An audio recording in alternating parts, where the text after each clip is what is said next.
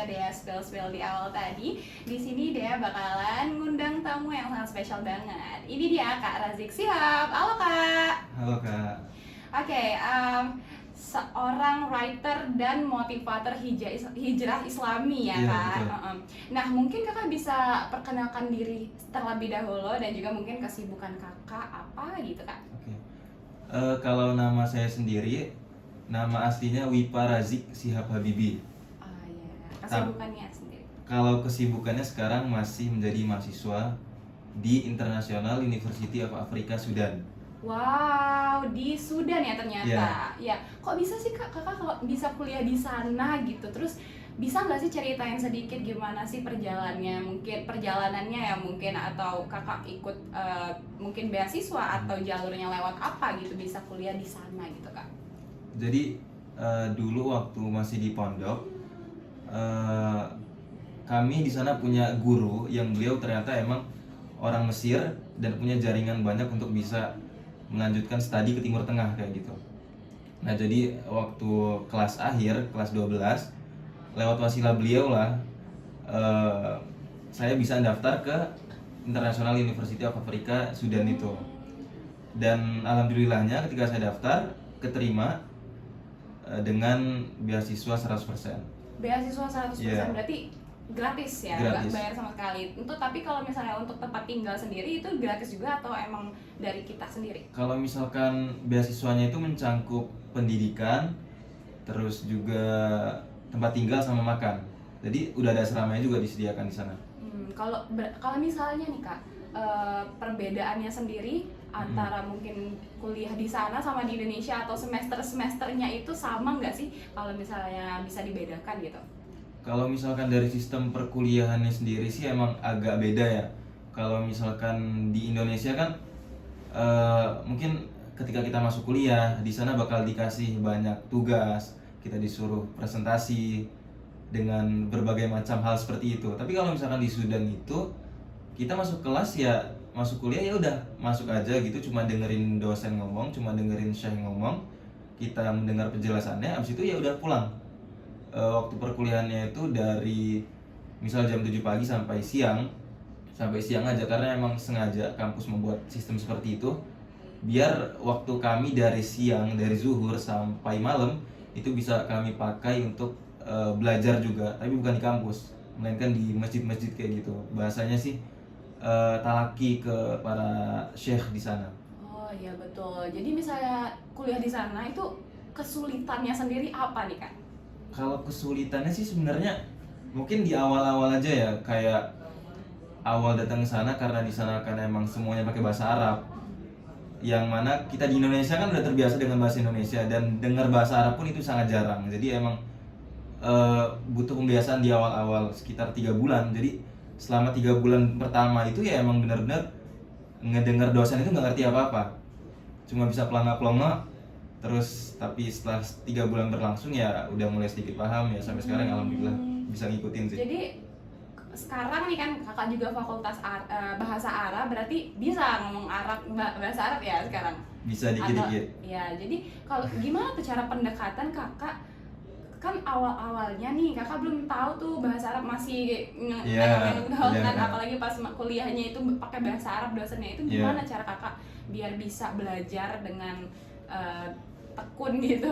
Ya sebenarnya itu mah cuma masalah waktu aja ya, karena kan selama hampir 24 jam itu ya kita dengarnya sekeliling kita tuh pakai bahasa Arab, mulai dari teman kamar yang orang-orang. Jadi kan kita tuh sekamar nggak cuma orang Indonesia aja. Sekamar itu digabung dari berbagai negara, ada yang dari Yaman, ada dari Suriah, ada dari negara-negara Afrika lainnya juga. Jadi mau nggak mau ya kita interaksi bahasa Arab. Kalau masih awal-awal ya mungkin masih agak bingung ya gitu, kita masih sering buka-buka kamus atau kita nanya ke temen, tapi ya seiring berjalannya waktu ya lancar juga sih kak. Ya berarti itu awal-awalnya ngomong bahasa Inggris atau gimana? Bahkan pakai bahasa isyarat. Bahasa isyarat. Iya, jadi kayak saya Wah, mau makan gitu ya pakai bahasa isyarat karena kita nggak ngerti. Baru nanti dijelasin sama temen kita, oh bahasa Arabnya seperti ini gitu. Berarti pakai bahasa isyarat tuh sampai kapan? Atau sampai sekarang masih pakai bahasa isyarat? Enggak. Oh, sekarang Kalau misalkan sekarang kan udah yang ngomong lancar, udah lancar kan. Tapi kalau misalkan dulu di awal karena bingung cara ngejelasinnya seperti apa, kita nggak bisa bahasanya juga, ya terpaksa kayak tolong ya jagain barang saya, jadi kayak pakai bahasa isyaratnya gimana nih gitu kan, jadi ya nebak-nebak aja gitu. Udah bikin bahasa isyarat sendiri untuk Iya, bikin bahasa isyarat sendiri gitu, dengan ya harapan semoga dia ini paham gitu loh. Iya, kalau misalnya dari Indonesia sendiri itu berapa orang temannya? Sebenarnya mahasiswa Indonesia di sana banyak, terhitungnya ada sekitar 700 orang. Wah, banyak ya kuliah di Iya, sana, 700 banyak. orang. Ya betul banget. Nah, ngomong-ngomong terkait soal Sudan. Nah, aku udah ngecek-ngecek nih Instagram kakak ya. Ya. Ternyata kakak writer, penulis, suka nulis ya kak. Nah, quotes-quotes Islami juga kan aku ngelihatnya. Nah, itu gimana sih awal mula kakak bisa mungkin nulis quotes-quotes Islami di feeds-nya kakak gitu kan? Dan sekarang juga followersnya udah lumayan lah ya kalau bisa Lumayan. dibilang. Mungkin bisa disebutkan gimana awal perjalanannya suka nulis-nulis quotes gitu. Sebenarnya ini dulu ketika saya masih SD, SMP, SMA, saya sama sekali nggak suka baca, saya sama sekali nggak suka nulis. Jadi emang nggak punya bakat nulis sama sekali. Tapi ketika saya ke Sudan, itu saya ngeliat banyak banget temen yang punya skillnya di bidang masing-masing dan itu sangat keren gitu. Ada yang mereka udah jago public speaking, ada yang mereka itu udah jago nulis, ada yang udah konten di Instagram. Terus kayak resah gitu diri ini, kayak kok saya belum bisa apa-apa nih gitu. Nah mulai dari situ itulah kayak oke, kayaknya nulis bisa nih gitu kan, bisa dipelajarin kayak gitu. Akhirnya mulai dari situ ketika awal di Sudan mulai sering baca buku. Bahkan waktu di awal itu sempat banget ingat baca buku itu sebulan 12 buku habis dibaca karena cuma pingin bisa nulis kayak gitu. Terus setelah dari situ mulailah belajar nulis novel dulu. Dulu awal belajar nulis banget itu belajar nulis novel, langsung terbit waktu itu selama 3 bulan ditulis, judulnya Jatuh, Bangkit, dan Berlari. Jatuh, Bangkit, dan Berlari itu udah masuk ke toko-toko buku? Belum. Itu karena dulu kan masih awal banget nulis. Jadi saya akuin sih tulisan saya di situ masih berantakan, masih nggak jelas alurnya gimana. Saya bikin novel, ya itu cuma berdasarkan kisah pribadi saya kayak gitu. Mungkin dari perjalanan kuliah? Iya benar, dari perjalanan kuliah, dari mondok itu sampai bisa kuliah di Sudan itu saya tuangkan semuanya di buku. Dan itu e-book bentuknya? Enggak, udah buku fisik emang. Buku fisik? Iya. Oh, baru menulis tapi belum dipasarkan? Belum dipasarkan. Waktu itu sempat dipasarkan tapi cuma ke orang-orang sekitar aja sih, nggak sampai ke toko buku kayak gitu. Gimana itu tanggapan orang-orang sekitar atau mereka membaca buku kakak nih? Macem-macem sih, ada yang sampai ada saya dengar kabarnya anak SMP dia baca buku saya sampai dia bilang ke mamanya, "Mah, ini buku favorit saya," katanya. Bahkan waktu saya lihat bukunya emang beneran disampul sama dia, ditaruh di kasur dia terus, sering bahkan kata dia udah 3 kali khatam baca. Jadi saya emang menemukan reaksi seperti itu. Ada juga yang bilang ya bagus, ada juga yang bilang nggak nyambung ya. Pokoknya banyak banget lah. Karena ya saya wajarin juga karena itu kan buku pertama. Saya masih belajar nulis, jadi ya wajar kalau tulisannya mungkin masih kurang bagus. Namanya proses ya. Jadi kalau misalnya kakak komunikasi untuk mungkin ke adik itu melalui secara langsung atau kakak ke sosial media? Sosial media. Dia bilangnya dia lewat orang tuanya sih sebenarnya. Oh, gitu. Dia lewat orang tuanya, terus orang tuanya itu ngechat saya gitu. DM mungkin ya? Iya, nge-DM kayak gitu. Kak, Masya Allah banget nih bukunya, kapan nulis buku lagi kayak gitu. Sampai ditanya kayak gitu. Makanya sekarang juga lagi project nulis buku juga sih.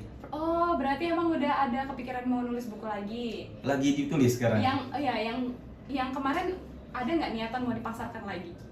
Mungkin ada, tapi bakalan dikoreksi ulang lagi sih itu. Mungkin mau project baru lagi, yang mau lebih dipasarkan lagi. Nah, awal mulai suka ngonten itu gimana? Itu awalnya suka nulisnya mungkin atau sosial medianya Twitter atau Instagram atau TikTok, pernah nggak gitu? Dulu itu kalau awal mula ngonten sebenarnya tahun lalu. Oh, tahun lalu. Iya, baru banget. Jadi pas di bulan Agustus juga. Jadi bulan ini setahun konten itu berjalan. Pas 1 tahun ya. Iya. Jadi sebenarnya awal mula ingin ngonten itu sih udah lama banget. udah lama banget. Karena kami tuh di sana itu tertrigger dengan kalimat nahnu du'at qabla kulli syai'. Kita itu adalah seorang dai sebelum kita menjadi apapun, sebelum kita menjadi siapapun itu. Nah, ketika saya sudah dijejeli dengan kalimat-kalimat seperti itu dan juga di sana kan ya belajar agama terus, jadi rasanya kayak pingin loh rasanya menyebarkan dakwah ini gitu loh. Betul. Dan di situ udah mulai terpikir kayak saya harus mulai berdakwah lewat jalur apa nih gitu. Terus lewat media apa, terus juga bakalan yang saya targetkan di awal itu orang-orang yang seperti apa dulu gitu kan. Akhirnya saya mikir kayaknya bagus nih kalau anak muda gitu kan. Selain saya juga anak muda, saya ngerti kondisinya, dan ketika saya untuk berdakwah dengan hal seperti itu kayaknya nggak berat. Akhirnya di situ baru mulai terpikir kayaknya saya bakal konten di Instagram kayak gitu kan. Iya, berarti emang awalnya itu di Instagram.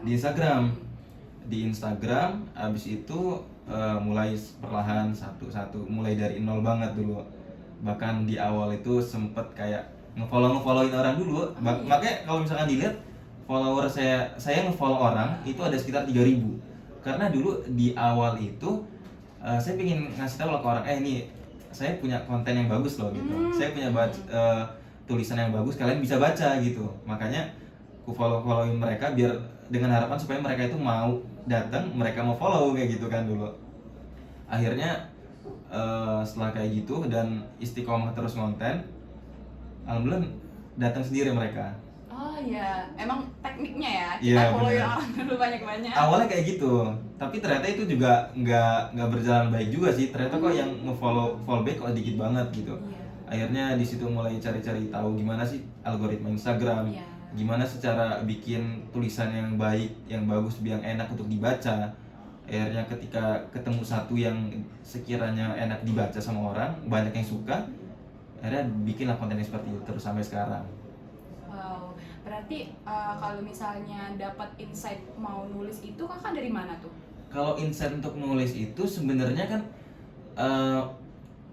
aku kan anak muda nih, Iya, ya. punya temen anak-anak muda semua yang mereka itu kadang ada yang cerita, ada yang curhat, terus aku juga ngelihat mereka seperti apa gitu kan, ngelihat seperti apa orang pacaran, terus juga ngelihat apa sih konflik di pacaran itu seperti apa gitu, gimana sih rasa sakit hatinya orang yang ketika ditinggalin pacarnya. Jadi aku kepo tentang hal itu, makanya kalau misalkan ada orang seperti itu kadang aku suka nanya. Oh, jadi dari kakak nanya atau kakak baca buku juga atau lihat-lihat video-video YouTube atau gimana gitu? Intinya aku kalau misalkan baca buku sebenarnya nggak terlalu sering juga, tapi lebih sering kayak bahasanya membaca pengalaman orang lain kayak gitu. Berarti langsung dibuat quotes-quotes atau kata tulis gitu ya?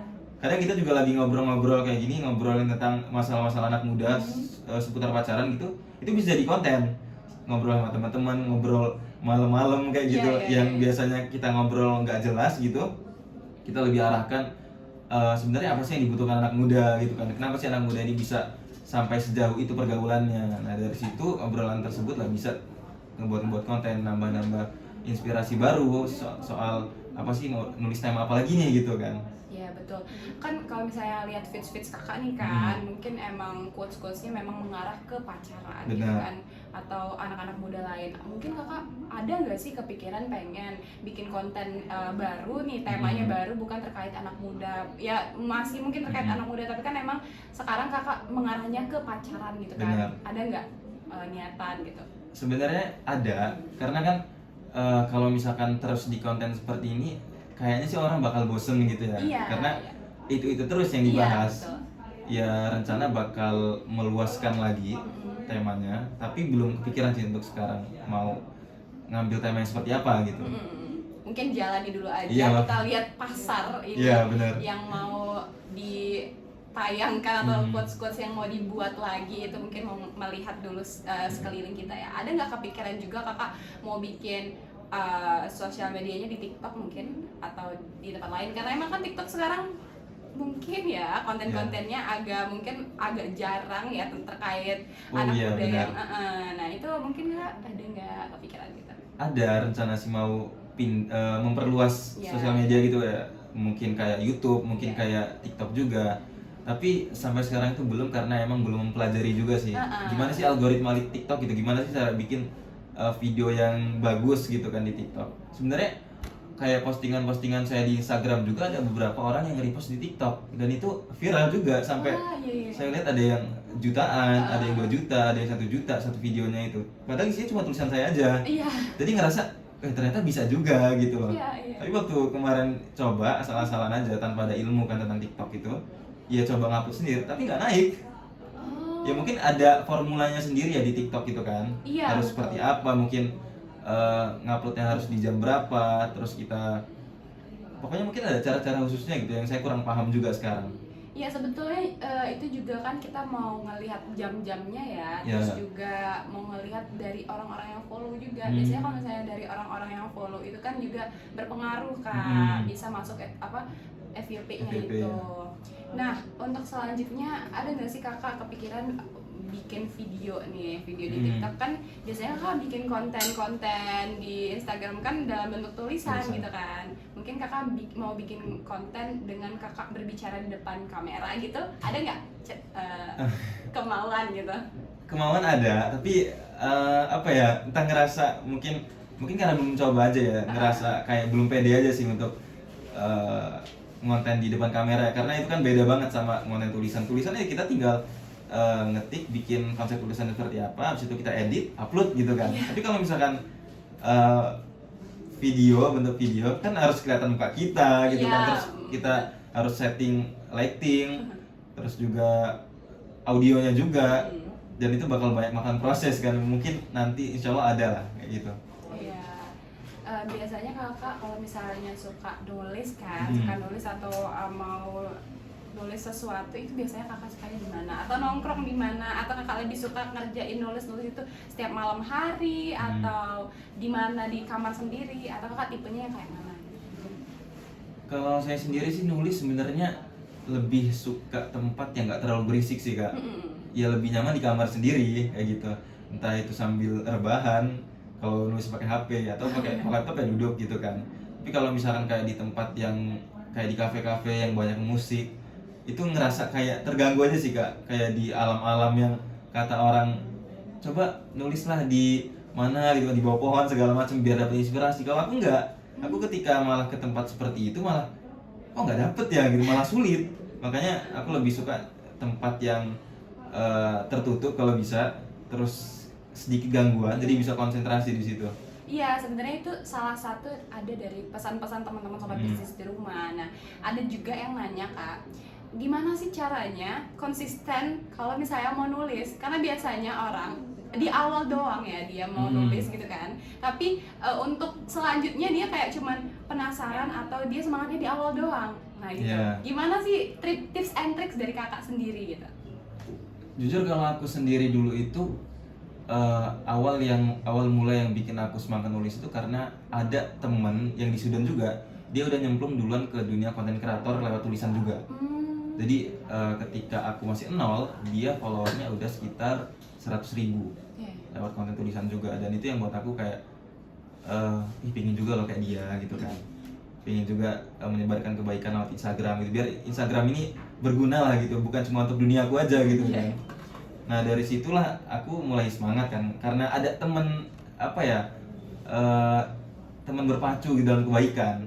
Jadi ngelihat dia upload, aku nggak upload nih hari ini, jadi harus upload juga kayak gitu. Berarti dari orang sekitar juga? Iya, jadi orang sekitar juga emang dulu sangat sangat ada semangat berlomba dalam kebaikan itu. Jadi kadang kalau misalkan aku pun lagi kendor gitu, lagi kadang nggak konten sehari 2 hari, terus yang ditanyain, ente nggak konten gitu, langsung bilang gitu kan, kenapa nggak konten, langsung ditanyain langsung. Kalau misalkan aku bilang aku lagi stuck gitu, dikasih tahu tips-tipsnya begini gitu kan, cara inspirasinya seperti ini. Terus juga aku juga dikasih tahu bahwasannya kita bisa lihat-lihat tulisannya orang lain gitu kan, biar kita nggak stuck juga. Iya. Berarti emang itu pengaruh dari orang sekitar Iya, juga kan. benar. Kalau misalnya orang itu wah ini nih, jadi kayak kita terpacu untuk Benar. menulis juga gitu. Berarti kita itu penting banget kita memilih Mm-mm. teman yang emang berdampak buat kita. Benar. Berdampak. Nah dari Kak Razik sendiri nih Kak, ada nggak sih kakak mungkin pesan-pesan buat anak muda gitu? Oke, pesan-pesan untuk anak muda ya.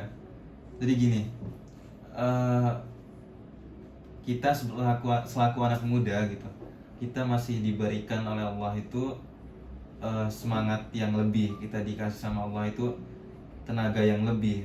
Seharusnya kita bisa untuk memaksimalkan nikmat tersebut gitu. Karena kalau kita lihat dari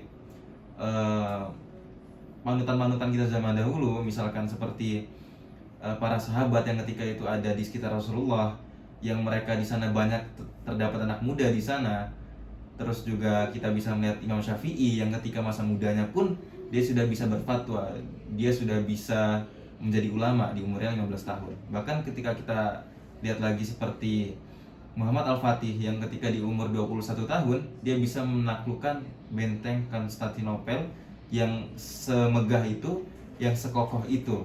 Maksudnya orang-orang zaman dahulu yang mereka serba keterbatasan, teknologinya kurang, tapi mereka bisa menorehkan tinta emas dalam sejarah itu hanya dengan keterbatasan yang mereka punya gitu. Jadi kan maksudnya ternyata tinta emas itu bisa diukir oleh para pemudanya kan.